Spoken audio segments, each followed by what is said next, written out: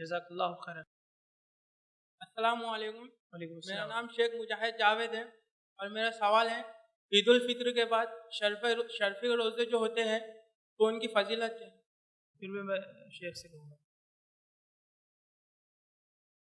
بھائی نے ایک سوال کیا کہ رمضان کے بعد جو روزے ہوتے ہیں جو شوال میں رکھتے ہیں 6 روزے شرف روزے بولتے ہیں جن کو عام زبان میں, تو ان کی کیا فضیلت ہے؟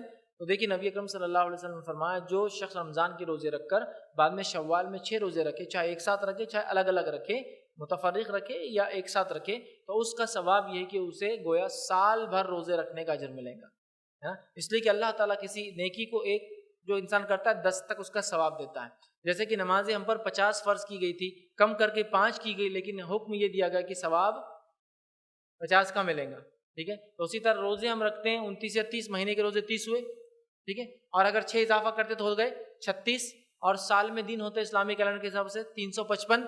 تو اگر انسان رکھ لے تو اس کو سال بھر روزے رکھنے کا اجر ملے گا. حدیث میں الفاظ جو اس کے بعد 6 روزے رکھے ٹکڑوں میں توڑ کے ایک ساتھ, اسے گویا سال بھر روزے رکھنے کا اجر ملے گا. اس لیے کہ اللہ نے اجر کو 36 کو 360 کا اجر دے دیا. سمجھا, سال بھر روزے رکھنے کا اجر. جیسے 5 نمازیں 50 کے دیتی ہے, یہ 36 روزے آپ کو پورے سال روزے رکھنے کے برابر اجر ملے گا.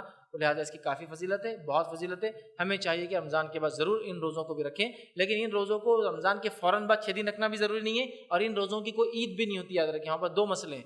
لوگ بولتے ہیں ایک ساتھ رکھنا, بس رمضان ہوتے اگلے دن سے شروع کر دیتے ہیں. آپ کبھی بھی رکھیے پورے مہینے میں, بعد میں بھی رکھیے, چلتا ہے ایک دن میں, لیکن کمپلسری سمجھتے ہیں. اگر 6 دن پہلے نہیں رکھے تو بولتے اب جان دو گیا, اور 7ویں دن عید بھی کرتے ہیں اس کی. ٹھیک ہے, تو اس کی کوئی عید نہیں, یاد رکھیے. اور روزے رکھنا ہے کبھی بھی پورے مہینے میں, آپ انشاءاللہ اس کو رکھ سکتے ہیں.